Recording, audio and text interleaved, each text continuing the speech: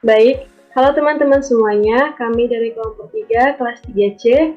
Sebelumnya perkenalkan, saya Marlena Jendrata selaku moderator, dan rekan-rekan saya yaitu yang pertama ada Layu Sifat Nasution, yang kedua Mas Anda Nurul Tuani, yang ketiga Muhammad Ilham, yang keempat Mutiara Raja Permata Hati, yang kelima Naomi Meitonia, yang keenam Natasha, dan yang ketujuh Nur Fitri Handayani. Di sini kami ingin menjelaskan bagaimana cara menggunakan analisis data hubungan pendidikan dan pengetahuan mendapatkan obat dengan cara Lily Force. Untuk materi pertama, saya persilahkan.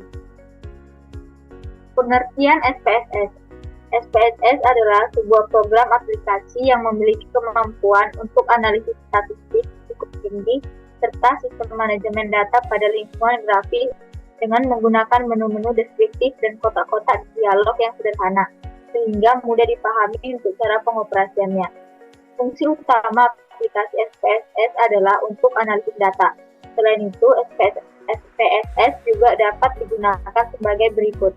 Yang pertama, pengolahan dan mendokumentasikan data. Yang kedua, representasi data statistik. Yang ketiga, analisis statistik. Yang keempat, survei. Yang kelima, pembuatan data turunan. Yang keenam, analisis data. Yang ketujuh, data mining. Yang kedelapan, melakukan riset pemasaran. Uji normalitas dengan metode Lily Force digunakan seandainya datanya tidak dalam distribusi frekuensi data bergolong atau berkelompok. Artinya, uji normalitas Lily Force dilakukan seandainya datanya merupakan data tunggal bukan data kelompok. Uji ini dilakukan untuk mengetahui apakah data terdistribusi normal atau tidak pada data tunggal. Uji normalitas data dengan Lily Force hampir sama dengan menggunakan uji Kolmogorov-Smirnov.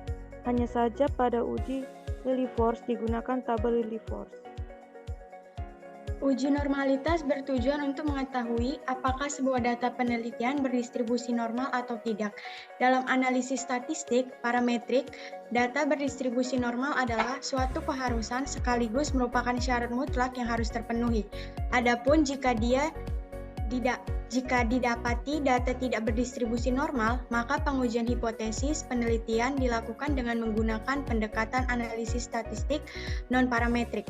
Salah satu cara mendeteksi kenormalan sebuah data dapat dilakukan dengan teknik Lily Force. Uji Lily Force paling valid diterapkan pada sampel N antara 50 sampai 200.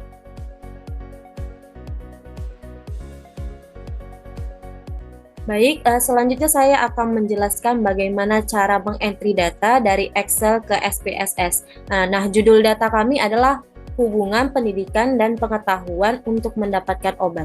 Nah, pertama kita buka dulu SPSS-nya.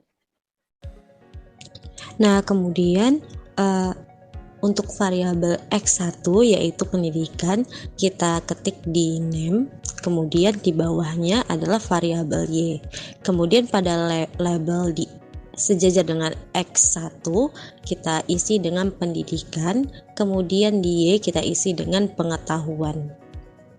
Kemudian di desimalnya kita buat sampai 0,22. Kemudian di measure-nya kita buat atau kita ubah menjadi scale.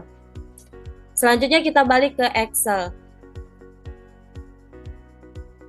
Baik, karena ini adalah hubungan pendidikan dan pengetahuan, maka kita blok di pendidikannya. Kita blok semua di pendidikannya, kemudian kita copy. Lalu kita paste ke dalam SPSS.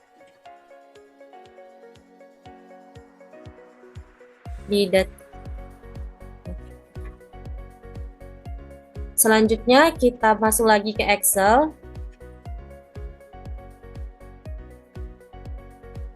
Kita blok di perolehan jumlah skor.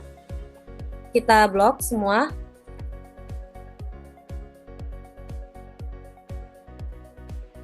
Lalu kita masukkan ke dalam SPSS.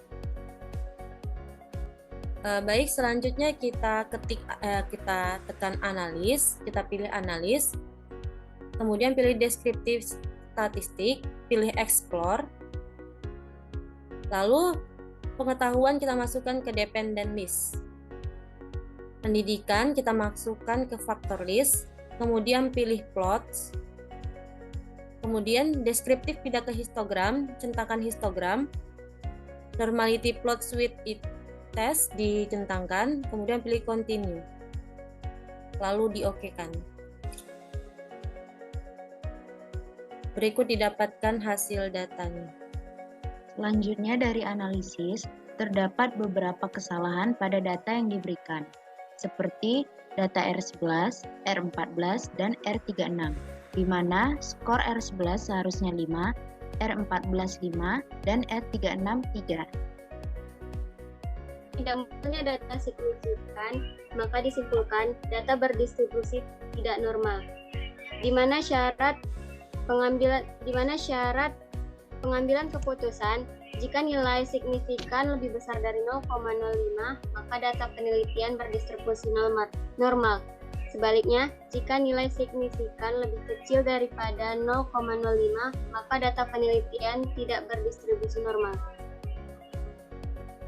Sekian hasil dari presentasi kelompok kami. Mohon maaf jika ada kesalahan kata. Terima kasih semuanya.